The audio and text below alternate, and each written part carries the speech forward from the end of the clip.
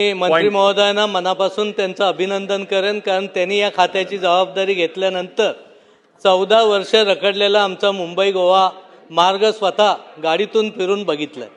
आता black spot आणि हे आहे तर माझं असं म्हणणं आहे की आमचा हायवेच पुरा ब्लॅक स्पॉट आहे.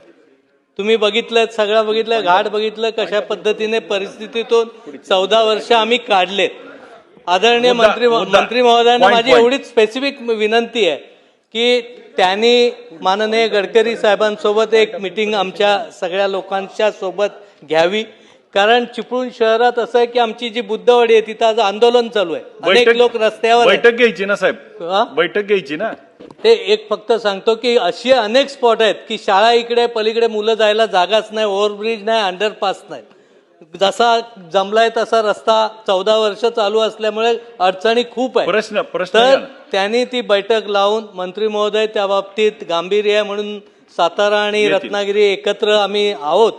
त्यामुळे मला खात्री आहे की बैठक लावून सगळे प्रश्न तो सोडवतील.